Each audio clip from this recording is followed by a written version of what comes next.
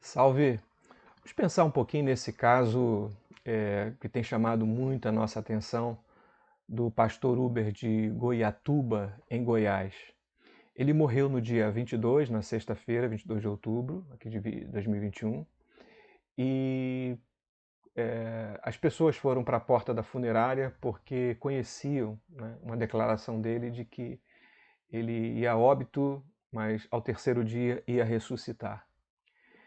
Então as pessoas que foram para a porta da funerária, nessa expectativa e acreditando nisso, vivenciaram a sexta-feira da paixão, mas não vivenciaram o domingo da ressurreição. Isso merece um olhar um pouquinho afastado do anedótico, né, do que provoca riso. Isso merece também algumas reflexões que eu gostaria de compartilhar com vocês. A primeira reflexão é que o pastor em questão, o pastor Uber, ele acreditava nessa promessa. Em 2008, disse ele que teve uma experiência que o Espírito Santo revelou a ele que ele morreria e ao terceiro dia seria chamado e trazido à vida.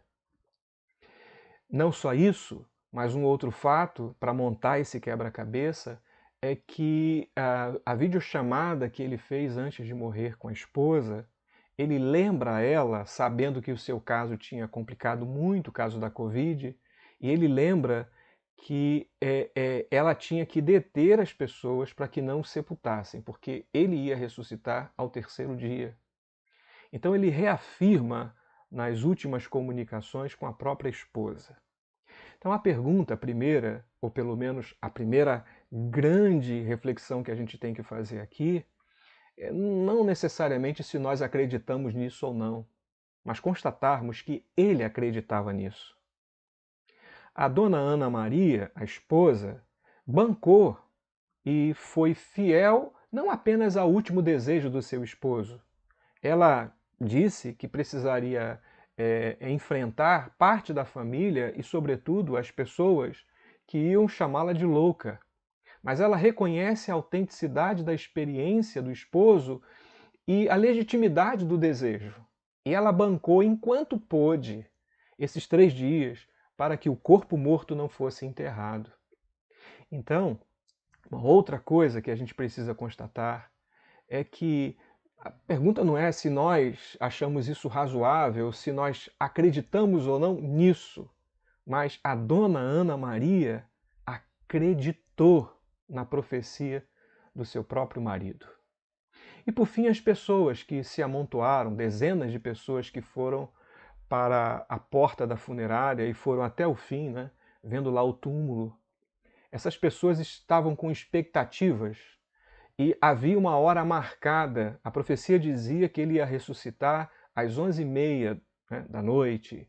E a dona Ana Maria, ela foi para a porta da funerária às 11 horas, porque ela esperava o milagre, ela esperava a ressurreição. E as pessoas da igreja, da comunidade de fé, que estavam também lá com ela. Ao que tudo indica, não se trata de um pastor midiático que conseguia reunir grandes multidões. Não se trata de um pastor com milhares de seguidores nas redes sociais. Tratava-se de um pastor paroquial, local, de uma comunidade local, que pregava no domingo e tinha que conviver com as pessoas de segunda a sexta. Então era alguém que tinha contato e vida, né, e relacionamentos dentro do templo, mas também no supermercado, na escola, no açougue, no dia a dia da rua. Não era um estranho. Isso nos leva a afirmar que a pergunta não é por que essas pessoas acreditavam tanto na profecia como no profeta. Não é para nós afirmarmos o nosso ceticismo ou a nossa total falta de confiança nesse tipo de experiência. O fato aqui que a gente precisa perceber e sublinhar é que esse povo, essas pessoas acreditaram na profecia e no profeta. O que não torna essa tentativa de interpretação algo fácil. O que tira um pouquinho esse caso desse clima da anedota, que causa riso, que causa ao mesmo tempo assombro, susto, mas também o ridículo. Bem, eu sei que dá para fazer interpretações deste caso pelo olhar da psiquiatria, dá para fazer pelo olhar da antropologia, dá para problematizar à luz do direito, né? Uma vez que o corpo está morto, oferece perigos sanitários a outras pessoas, então por mais que se respeite direito, né, de religião ou liberdade religiosa, é preciso atentar para compromissos coletivos, então dá uma bela aula de direito para discutir aí, enfim, os entendidos saberão fazer.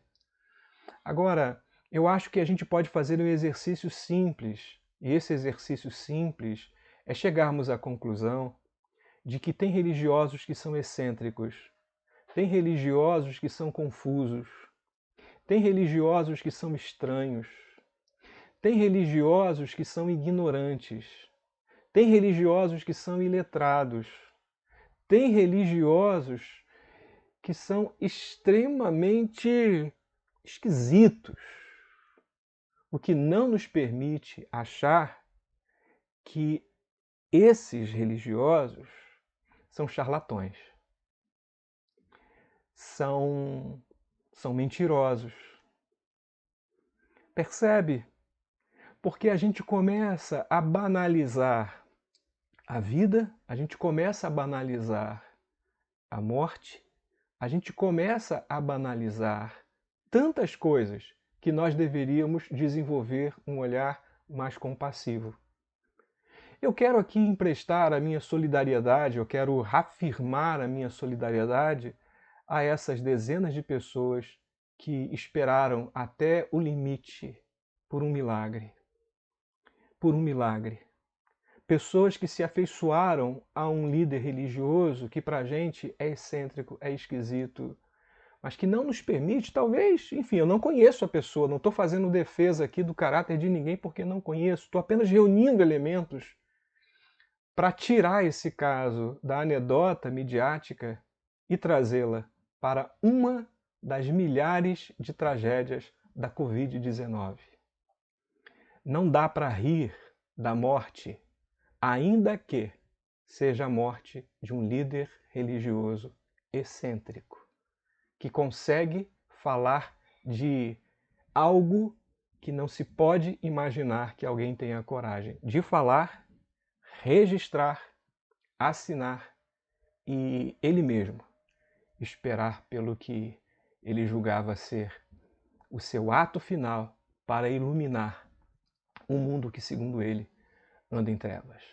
Apenas para refletir, gostaria muito de ouvi-los também a respeito. Se puderem dar um toque aqui, eu terei imenso interesse em saber o que é que você está pensando disso. Para pensar, forte abraço e eu volto.